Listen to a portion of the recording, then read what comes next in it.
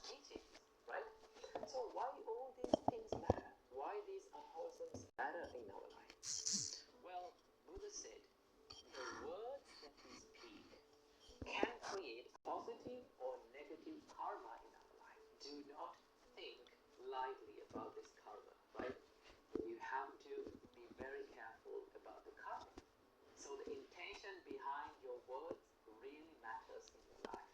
And that is why we have to use our words wisely, because it can make a huge impact in our lives as well as in others' lives too. So words that we speak are like a knife, right? You can use the knife to cut something useful, right? And also you can use the knife to kill someone else. So let's use our words to create a better life for ourselves and for others. So thank you for tuning in. I hope you got some good fun. Awesome. Told you we'd get through that part. All right. So, with that being said, he gave us some good things to think about there. So, as we're talking about the third spoke on the Noble Eightfold Path, which is aligned speech or skillful speech, right speech.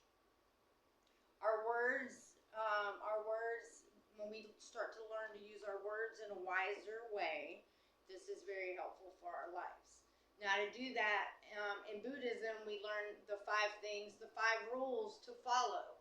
So, if you can just ask yourself these 5 questions that I'm going to go over before speaking.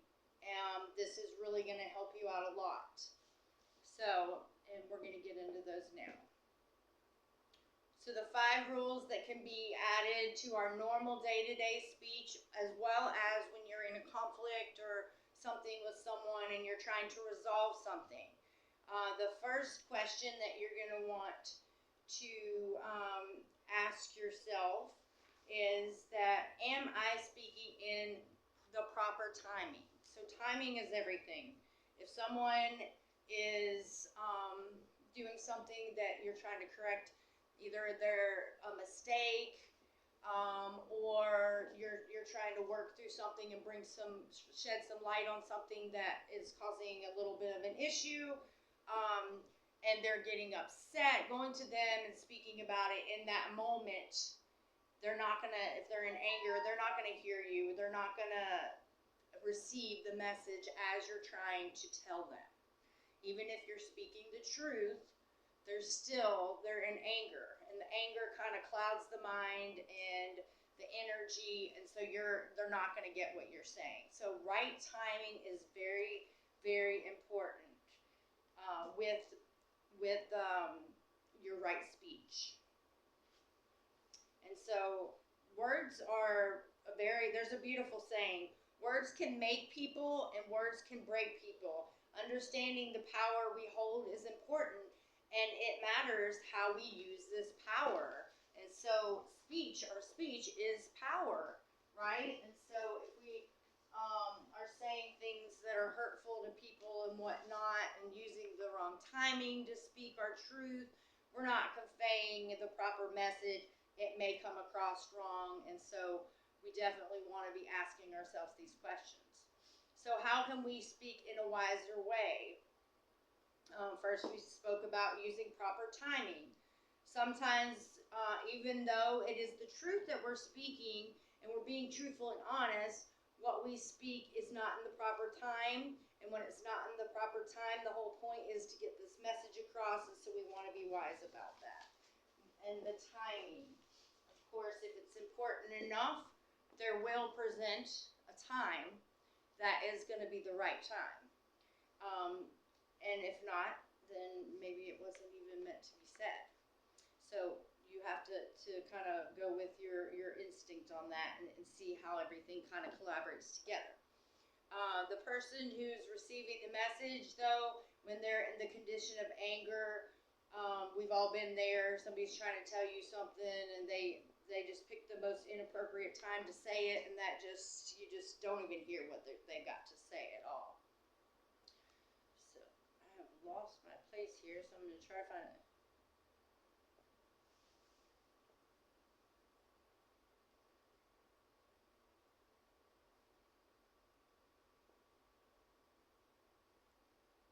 So you simply just ask yourself that first question, am I speaking in the proper time?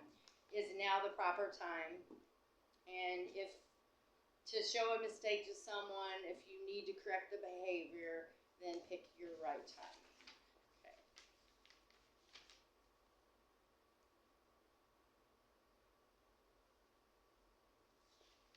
I'm almost getting caught up.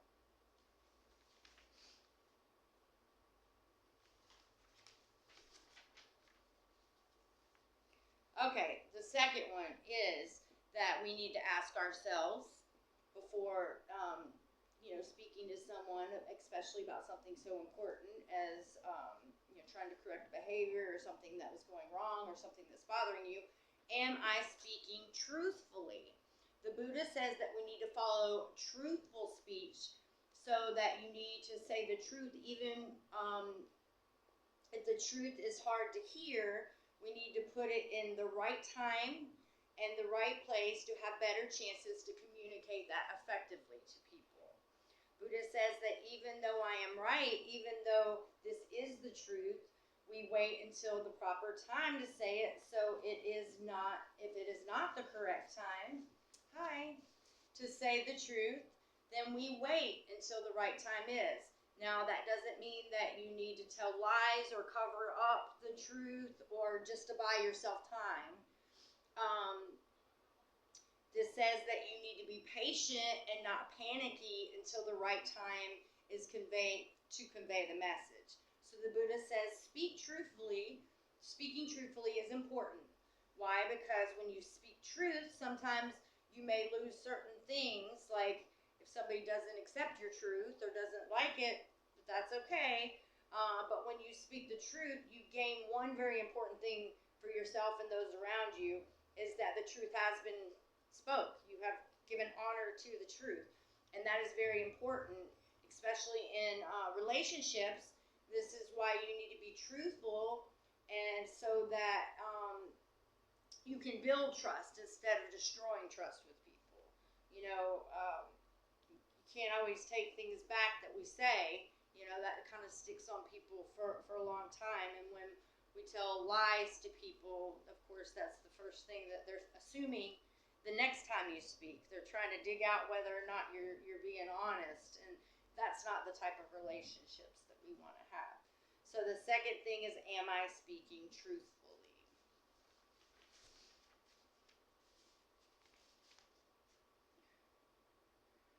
And also we learn in Buddhism to speak gently and not harshly. So another thing to ask ourselves, am I speaking harshly? Am I speaking gently? So when you say the truth, that means that the tone matters, like how you're speaking, the tone that you're coming across in for the person. The words that we use to convey the message matters.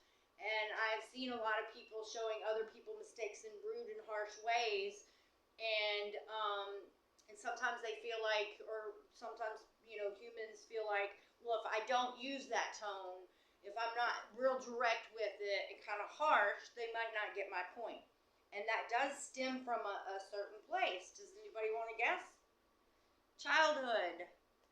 How we got reared up as children. Don't do that right now, and just not the kindest tone, and real snappy and direct. So that's something that we carry over from childhood, but we didn't like the way it felt on us, right? And so a kind thing to stop the cycle for yourself and others is to watch your tone when you're speaking to other people. And it will come across a lot more loving, and it's a lot more healing and nourishing for the person's soul as well as your own. So we don't want to kind of carry that vicious cycle on into our adulthood just because we've experienced it in childhood.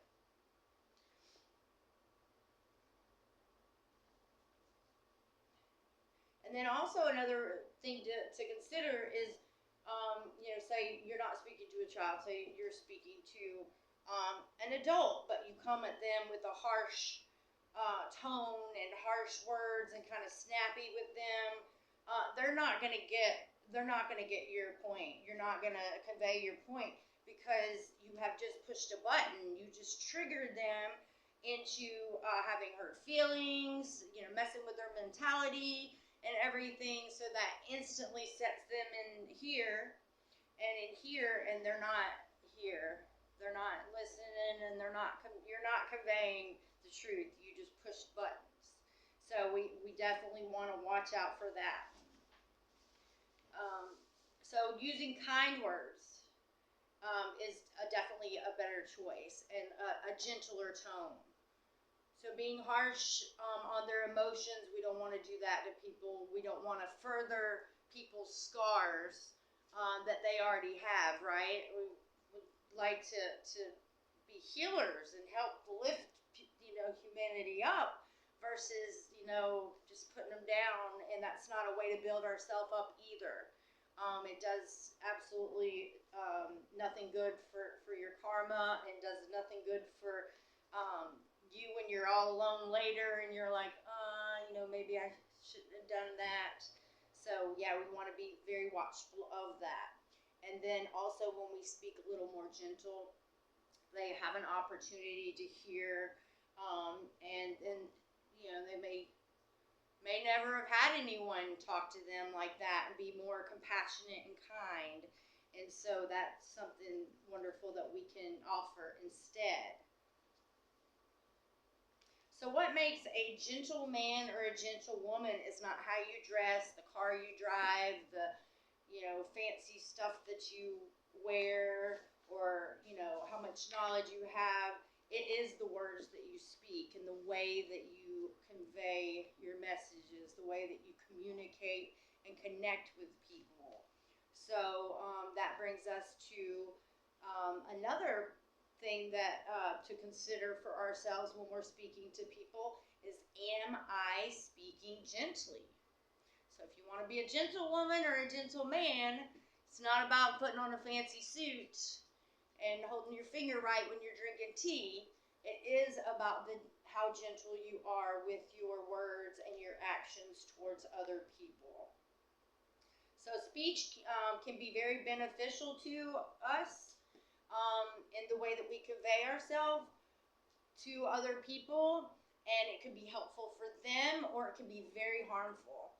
So our words are magical, and so we don't want to go around using it for harm on other people. Just becoming more aware of that is really going to help you foster better connections with people. See the way that your light and your gentleness and your love actually elevates a person rather than holding them down, because we never feel better. It might intentively come out like kind of being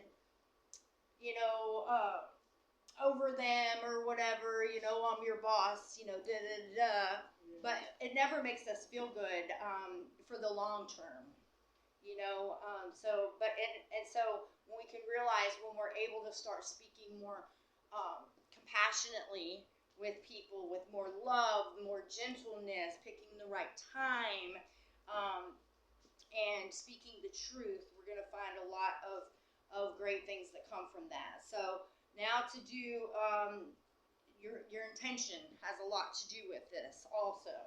That if you truly love a person, or you have a loving heart, you like being on this path and elevating yourself and other people, then it is very important to consider your intention behind the speech that you're about to give, the truth that you're about to give at the right time. What is the actual intention of it? What are you really trying to convey? And being skillful versus unskillful. And that's where that intention comes in a lot, is you'll find that the intention of what you're trying to say is really what brings it into a skillful or onto skillful speech. So we can go ahead and stop ourselves if we realize, I'm just trying to elevate myself up over someone and be kind of like at them. Then it's probably not even a good thing to even say, because you just learned the truth. You're like, I have a little more work to do, So, so we go a little further into this to see a change for the best in a person's mind, behavior, and actions, making their life much better. Then we need to make sure that we have a good intention on what we are trying to say. So not just like pointing out that they did something wrong, but is your intention to help them become better, to have, be more proficient at something, or, to save them from, any kind of negative things that might come from not, doing it correctly. So just understanding that your intention behind it is important, and if it's not a skillful intention, then we probably shouldn't even worry about saying it anyway. And then last but not least, am I speaking beneficially but not harmfully? Actually, that's not the last one, but that is part of the last thing that I did say. The last one is love and compassion. Am I speaking lovingly? So you can have your truth, you can speak it at the right time, make sure you have the right intention, make sure your tone is correct, but does it come out of love and compassion? Is it coming from a place of building them up and helping them to be better, the workplace to be better, whatever it is that this has to do with? Just asking yourself these questions really can help you communicate a lot more effectively, lovingly, and bring healing versus adding more scars onto people and just pushing the buttons where those scars are. So, yes. So, number 1 would be picking the right time. 2 would be being truthfully. 3 would be not speaking harshly. 4 is speaking gently with a good intent. And number 5, being loving and compassion.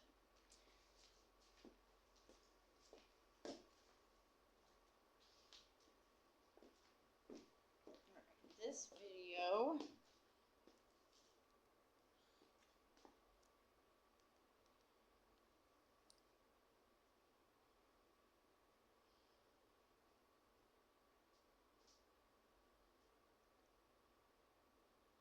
Right speech is one of the most important practices along the Buddhist Eightfold Path.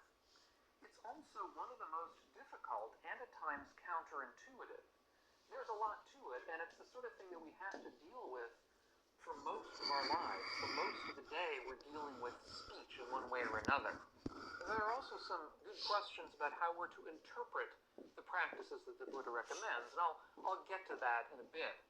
But in any event, what are the instructions for right speech? In what I talk about today, I'll be using as background Bhante Gunaratana's book, 8 Mindful Steps to Happiness. I'm not going to be following his descriptions exactly, but it's good background, and if you want to read more about this stage and all the other stages of the Eightfold Path, that's one place that I would recommend starting. Bhante Gunaratana calls this skillful speech, which is another way to understand the idea of right speech. So what is right speech in Buddhism? Well, traditionally there are 4 main aspects to right speech. There is avoiding lying, avoiding divisive speech, avoiding harsh speech, and avoiding gossip or idle chatter, depending on how we understand that term. So what I'll do in today's video is to look at each of these in turn, and then at the end we'll look at some nuances that I think are important to keep in mind when practicing with each of these. The first practice is to avoid false speech, or lying, otherwise known. And this is perhaps the least surprising aspect of right speech. I would say it's part of virtually every religion and philosophy in the world as part of their ethical practice to avoid lying.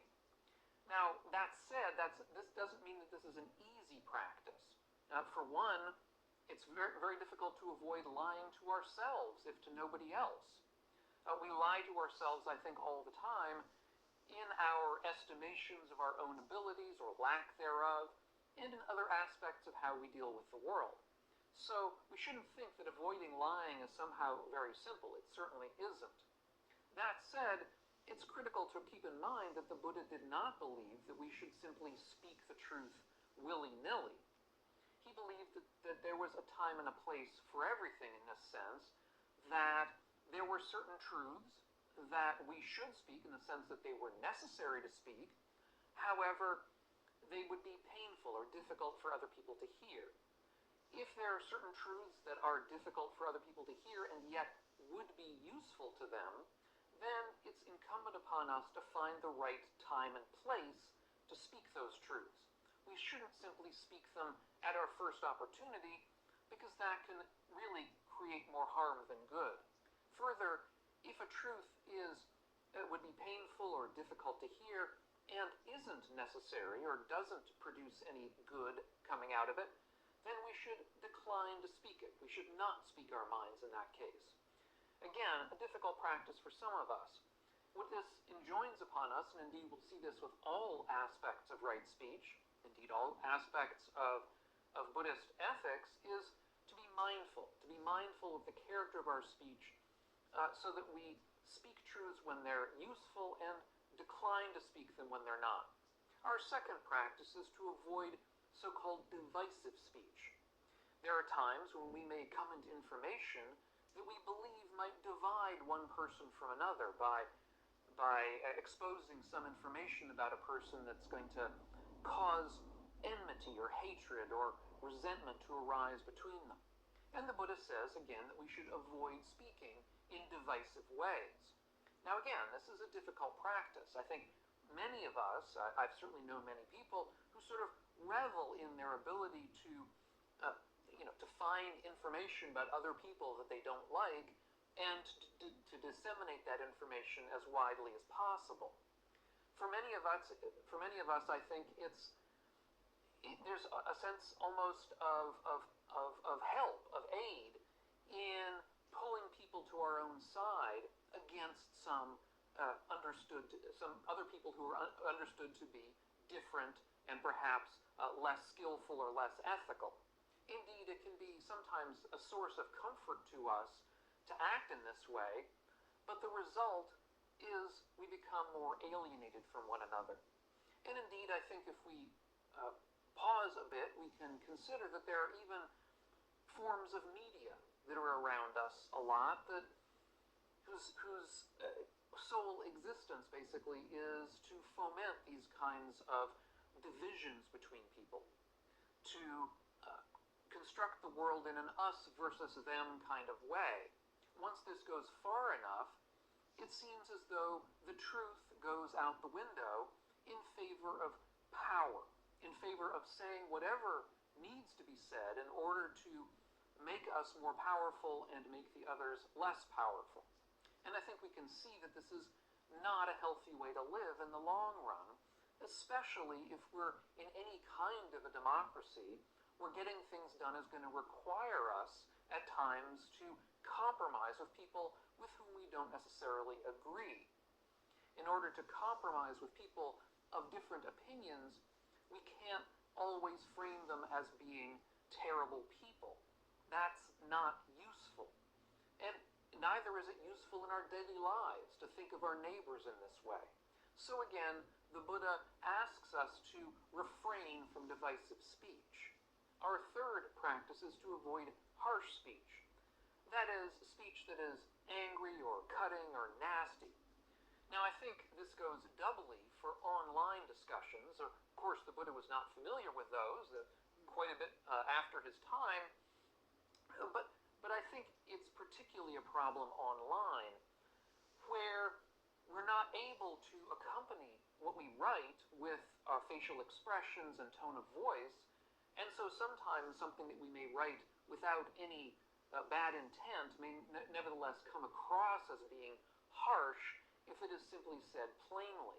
It also often is, I think, online that since we feel that we're anonymous in some sense when we're writing things online, we may feel as though we can get away with being harsh or nasty or angry in ways that we would never do if we were face-to-face with somebody.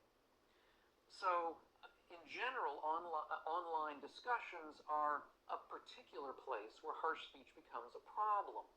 And I think it's doubly so as well when we mistake our own intentions for being without anger when they actually are with anger. This is one of the ways that we lie to ourselves, as we discussed in the previous issue. That we lie to ourselves about the intent behind a particular thing that we may say online or email that we may send. We may think that we're not angry when we're sending it, but we're deluding ourselves. And this happens to me, I know, from time to time. Again, another reason to be mindful. Now, why should we avoid harsh speech, we might ask? What's the problem with it? Well, the problem with it is that it tends to condition anger, hatred, and resentment on the other side. And if our intent in our practice is to tend to diminish anger and hatred and resentment in general, then to begin with, we should attempt to minimize or intend to minimize that in our own actions, our own speech, but we should also intend to minimize the sort of thing that conditions anger in other people. Our own anger conditions anger in response. That's the very problem with it. Finally, the fourth practice that the Buddha asks us to consider when it comes to right speech is to avoid gossip or idle chatter. Now, it's not entirely clear what the Buddha means by this. It's not really well described. Partly, I think this has to do with monastics. All these, of course, apply to monastics as well as to lay people. But the monastic, the Buddha says, is supposed really to confine their speech to speech about the Dharma, rather than to get sidetracked by other more worldly concerns. In that sense, the monastic is sort of a full-time practitioner. But for lay people, it's also something the Buddha asks us to consider. Again, not entirely clear why, but I think we can have a couple of ideas anyway. First of all, we don't want to be wasting people's time by chattering about stuff that's not necessary. That can be boring, it can be annoying. I think we all know that. The other part of this is that we want to avoid the kind of gossip that is backbiting, that, say, talks about people nastily behind their backs without them present. Now, this also falls under divisive speech, which we just talked about, but perhaps it's another way to consider that divisive speech, in the sense that we may indulge in divisive speech simply as a kind of gossip that we blather on about with other people without really being mindful of the negative impact of what we're saying. Now, all that said, these are the four aspects of right speech. There are nuances to all of them that I think we have to keep in mind, and indeed, it's the nuances that become the heart of our practice, how we deal with these kind of nuances in intermediate cases or difficult cases. When it comes to lying, for example, we may consider whether it's true that all lies are wrong, or whether there's a space for, let's call it, a white lie. A lie that it's some untruth that we're speaking, but it's untruth that doesn't cause harm, that may indeed be beneficial, at least in its minor, isolated purpose. Or we may tell lies in ways that protect other people. And I've talked about these in many past videos. There are times at which we're asked questions where speaking truthfully might require someone harm to befall somebody, and we may realize or believe that a lie in that situation is useful, is skillful. When it comes to harsh speech as well, I've already mentioned how the Buddha talked about there being times at which we may have to speak harsh truths to people, and we have to find the right time and place to do so. Indeed, the Buddha himself, in several early suttas, spoke, I think, harshly, we might describe it that way, to his fellow monastics, calling them fools or worthless men because of false ideas that they had, which they persisted in expressing. Further, the Buddha spoke quite negatively of his cousin Devadatta when his cousin tried to take over the Sangha from the Buddha, which the Buddha was not particularly happy about. So if we're to assume that the Buddha was being consistent in his practice, we have to believe that these practices of avoiding harsh or divisive speech aren't meant to be absolutely fundamental. They're meant to be the sort of things that we understand, depending on the context, that there may be times at which one has to speak harshly to somebody because they're not getting the point. They're not seeing the danger that they're in, and only harsh speech in certain circumstances may be the sort of thing that actually wakes them up out of their delusion. Further, it may be that people are in danger from somebody's bad effect, and speaking in a sense divisively, talking about this person and warning other people about them is simply how we have to behave, as the Buddha warned people about his cousin Devadatta. So then we may become somewhat confused here and wonder, what is the difference between skillful and unskillful when it comes to these kinds of speech? And I think the major difference is the character of our intentions. Are we truly speaking harshly out of an intention to kindness and compassion, or are we speaking harshly or divisively from anger and hatred and enmity? These are things, once again, that we can easily delude ourselves about, so we have to be careful about that, but this is where, again, mindfulness is so important. The Buddha has a point that he makes in one of his suttas, where he talks about how a father, when he sees his child trying to swallow a stone or a stick, might act very violently and harshly to try to remove that stone or stick from his child's mouth. The Buddha says that the father might even draw blood in doing that in order to save the child from a worse fate. In that way, we may act in ways that are harsh in the sense of painful, drawing blood as it were, but only because we're trying to be loving and kind in doing it. We might think of something like a surgeon, a doctor, who has to cause great physical damage to somebody in order to overcome an even worse fate. Now, it may not be quite as big an issue, but even with idle chatter, we may wonder about how lay people are to work with that. For example, if we're stuck in an elevator, it may be that the monastic could get away with being silent and not speaking, but I think for most lay people, they would be considered rude if they weren't willing, at least somewhat, to break the ice with a little bit of idle chatter, perhaps talking about the weather or something. So there are ways in which idle chatter might be useful in sort of greasing the wheels of common friendship. Again, one way in which we have to take these kinds of issues of right speech with, I think, the appropriate nuance. So if you have the opportunity, I would suggest sitting mindfully with what you speak, if possible beforehand, certainly during it, to speak with a mindful intent, to see how it makes you feel, both during it and afterwards. To try to pay attention to how your speech seems to make other people feel, both during and afterwards, to see if it helps the situation or if it makes the situation worse, to reflect upon the character of our own speech, and particularly to be mindful of how we interact online, because once again, that's a place in which speech can be very easily misinterpreted from the other side, and where our own intentions are liable to be misinterpreted as well. In my next video, I'll get to the issue of... Okay.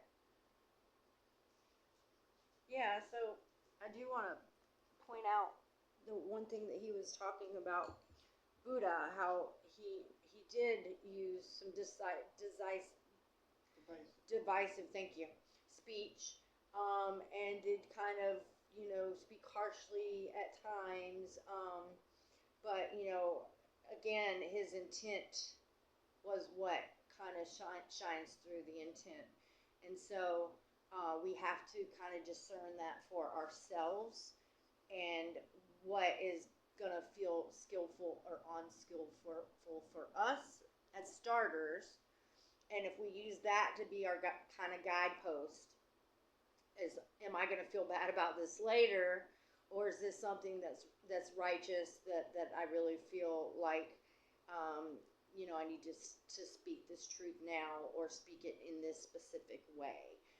For instance, like say a little kid is about to touch a hot stove. You can't really be like, come here, sweetheart, don't do that. You're gonna have to be like, no, and then you have to like let them know, hey, this is something that can hurt you, but you have to be in those type of moments. You have to be very kind of abrupt with your speech, and so it really does come down to being okay with your intention, being okay with your actions, with your speech, the way that you intended it, and whether you feel that that is skillful or unskillful in that moment. And so we're all responsible for that for ourselves. So there are going to be times when you will have to be a little more bold about things, but be very wise with your power, because our words are lasting. You know, there's certain things that you can redo, but you can't take back things that you say to people, and it does last, and it does stay with them. Um, and you know, even if they try to forget it or you apologize or whatever, it's still there. It's been done, and so just remembering the importance of stewarding ourselves in such a way that we are using the power of our speech in a wise and loving fashion. So, all right, and let's see where we are here.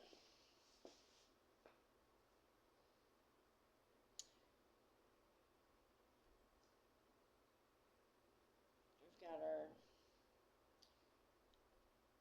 I want to thank everybody.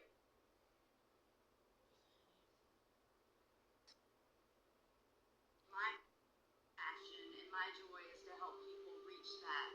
You know, enlightenment is something that's a lifelong process, and it continually happens.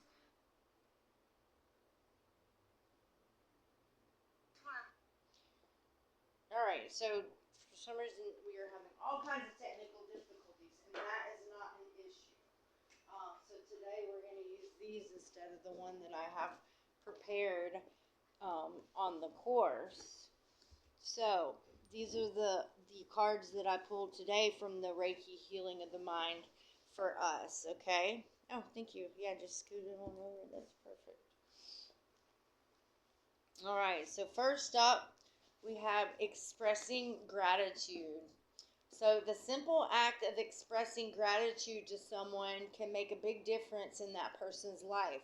People like to be appreciated for who they are and what they do. So saying thank you can make them happy and usually make you feel happy too. So this is true for all of us, right? One of the things I know that really gets under a lot of our skin is, maybe not one time or whatever, but if we have those people that we do things for and just over and over, we find that they just don't have any gratitude or whatever, kind of changes our excitement to do, to keep giving that to them. We tend to maybe look for somebody more grateful to do it for whatever that thing, because the kindness is within us. But if that exchange is not happening, and that's not why you do it. Of course, you don't do it so they'll say thank you, but it is an energy exchange, whatever it is that you're doing. So it is important to remember to express gratitude, because we all know how it feels to have somebody not do that for us. So, and then the little miracles. Take notice of what is happening in your life and be grateful for all the little miracles that can make up any day. The beauty of a rainbow, the smell of freshly baked bread as you walk past a bakery, an overheard joke, the fact that you managed to catch that train when you thought you would miss it. So the little things in life, if we start to take more of an inventory on those, you really will start to see that your life is one great big miracle. But we don't always stop and be in a place of expressing gratitude to our nows and the things going on. So if we're more aware of that, we can start to see, and as you count them too, of course they grow. So yeah, one miracle after another, and they're all around, but you definitely have to be aware to see them as such. And then compassion. Today I will be kind to every living creature. Yes, compassion. It's sometimes if you can just even understand that we have our life, we've been through what we've been through. That was all for a purpose, for our path. We've grown a lot in our life from certain things we've been through. And then we have other people as well. Well, the same is true for them. So a behavior or something that they're displaying in the moment, if we can see from a higher perspective that this person is in their path and this is something that they have to learn and understand and kind of face or whatever. So having more of a compassion for the behaviors and the actions of others sometimes, and not always getting our feelings hurt or but just to be from a loving and understanding place with that really will help to build and grow your compassion even more. And then also compassion for yourself. When what we take on for ourselves and our own energy, and we are more aware of, and we start to make important in our own life for ourselves, it naturally sends out in our light signature and in our vibration.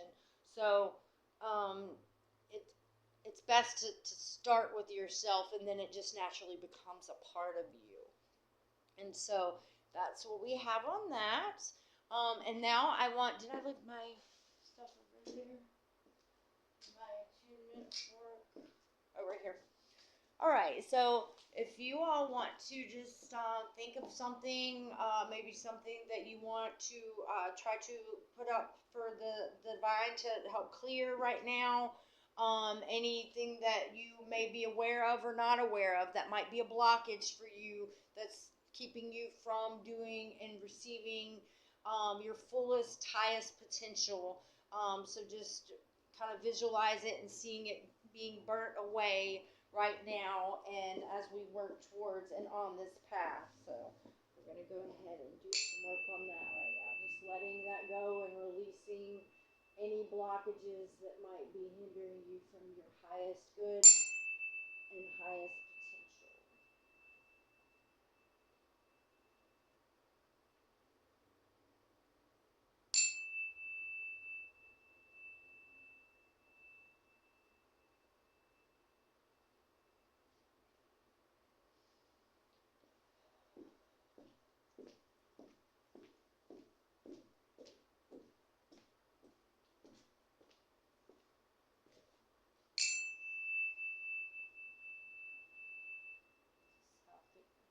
Visualizing, seeing it just kind of burning up in a fire and turning into smoke, going back into the collective to become new creation, having a brand new fresh start, just releasing it from yourself, giving it an opportunity to live again with a fresh start, new energy, vibe up to new creation.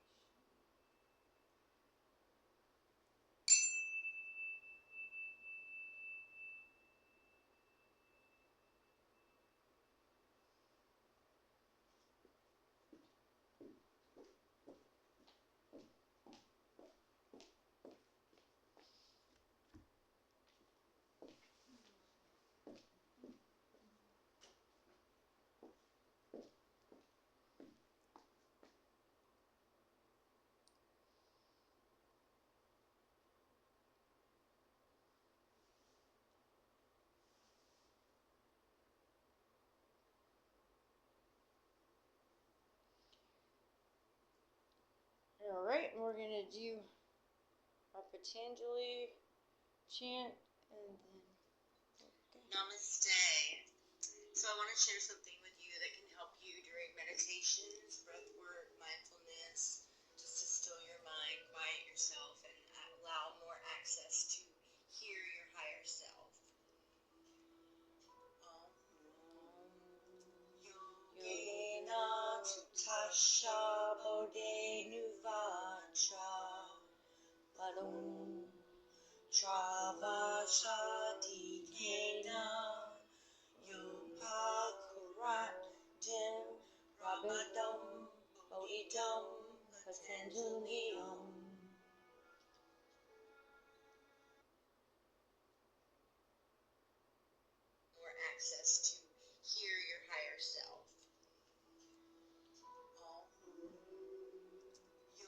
Yogena Tutasha Bode Nuvatra Padum Travasha Dikena Yopal Kuratim Rabadam Bodhidam Patanjaliam.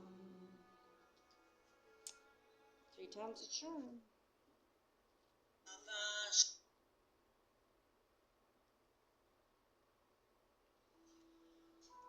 Om Yogena Tutasha Bode Nuvatra Padum Travasha Dikena Yopakurat Dim Rabadam Bodhidam Patanjaliam.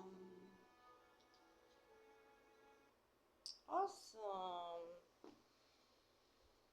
All right. So let's have a little discussion about today. Do you guys have anything specific that you want to mention, bring up, or talk about?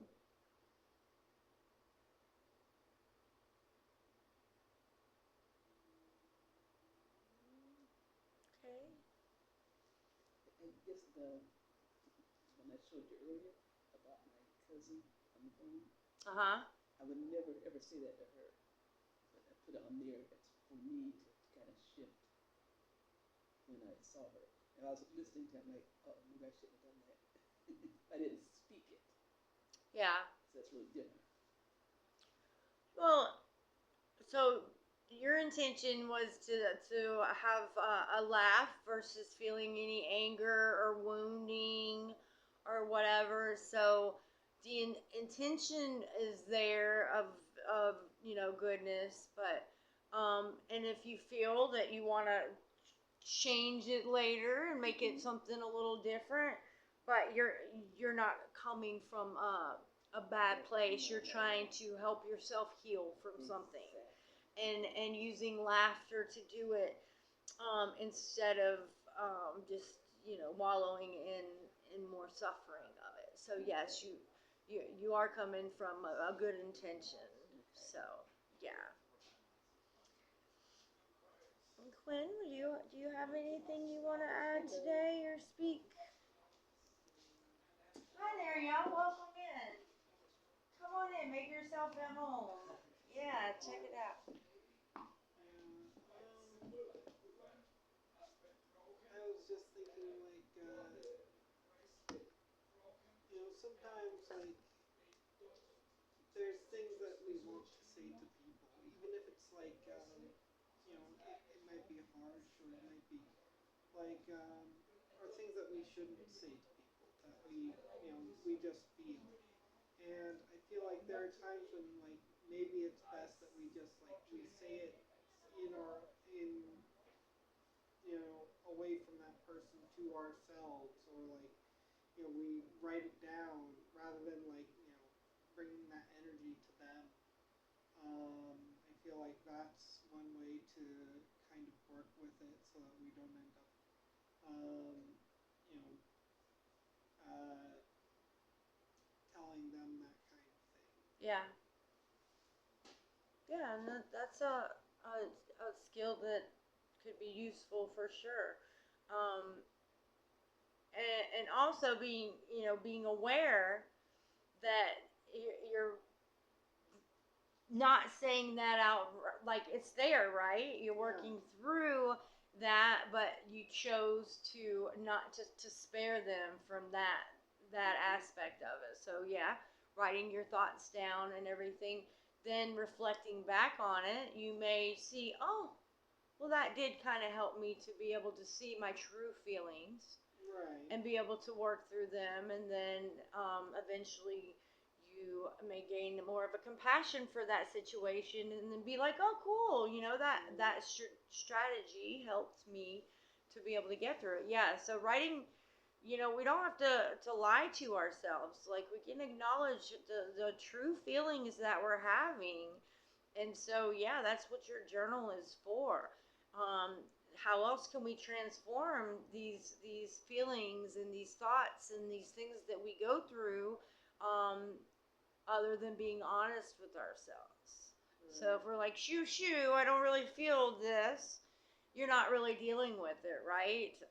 We're deluding ourselves almost. So yes, the truth is there, but we can transform that into something more powerful, working with it more and sitting with it and being more aware. But yes, by all means, be honest with yourself and your true feelings about things.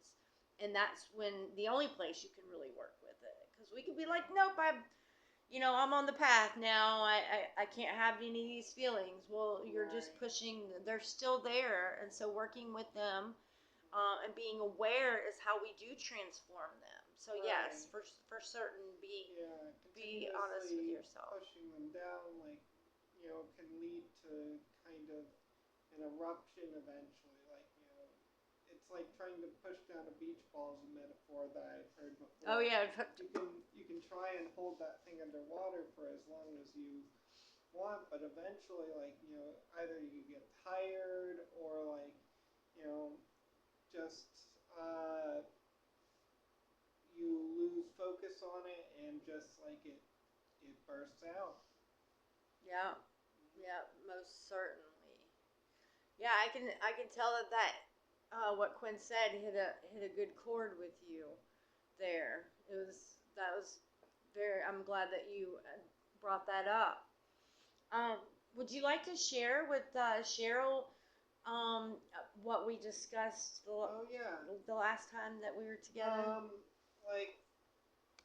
We ended up talking about a bit of how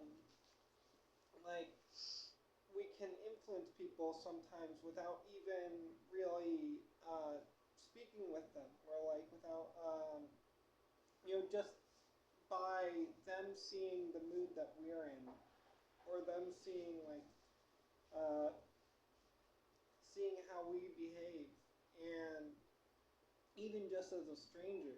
And with the Buddha, actually, how much different all this would have been if he hadn't seen that monk who was just so joyous in his work, and just able to experience life in such a happy way. If he had been just cursing his fate, or being very negative, it would have been a much different story. Yeah, and we were talking about that, and I was saying something, and he brought that up, and I was like, you know what, that's a really great point. And so I asked him if he would share that. So I think he made a great point. And so it brings some value to the light that we shine, out. We don't really know how it may transform not just one person's life, but you just don't even know how many. So on a grander scale, we matter.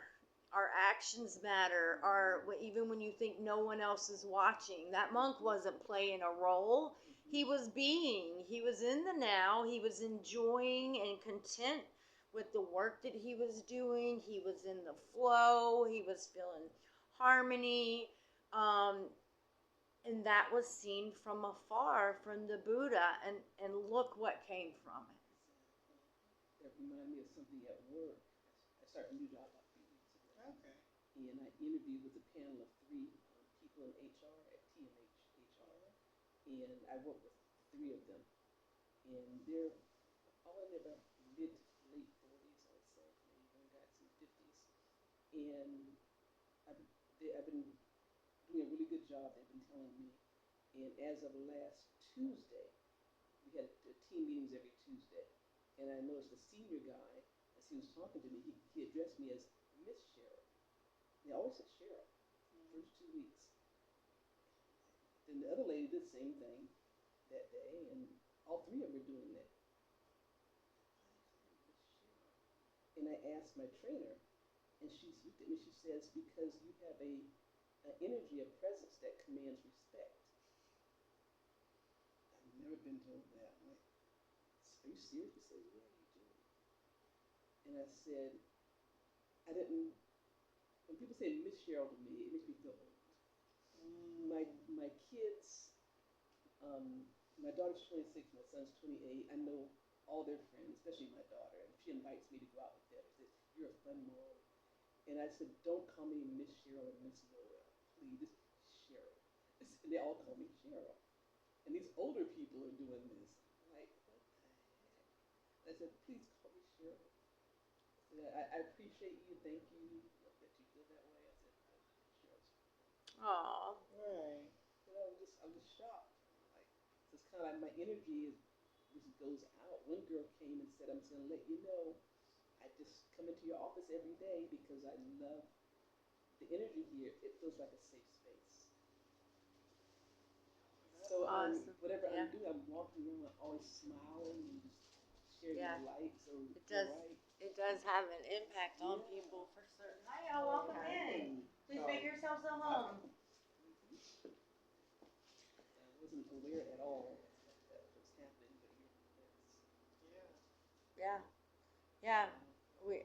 We have a special energy signature, and when we get ourselves, we start to be honest with ourselves, start to be aware of what we're doing, what we're saying, how we're thinking, and we get all these aspects together in a way, we're even gonna experience more and more of it because we're gonna be more in our authentic truth, and until we fully get back to that, we're not really at the highest capacity of our light. So if you can think of kind of, where you are now and the experiences you have with people and uplifting people, just imagine how much more brilliant those moments are going to be. Like, you're going to be the little miracle, and a lot of times we are, for people, in the things that we say and the things that we do. It leaves like, a lasting impression and an energy connection.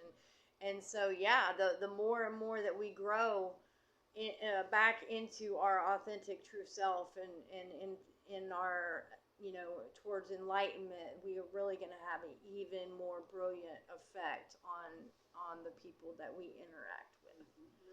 And that's going to draw into some higher vibrational, sometimes it may feel like you might be the only one in a crowd, right? You may feel all alone, but as you do grow your vibration up higher, you're going to start to draw in more high vibrational people as well. So that community is going to grow even more for you. So that's definitely something to look forward to. Again, not the reason why, but of course, it's just the law of attraction. So it's just naturally going to happen. But yes. Thank you for sharing that. Yes. Awesome. Happy to. Yeah. So if we don't have anything else for the day, I just want to say namaste. Yes, and thank you guys so much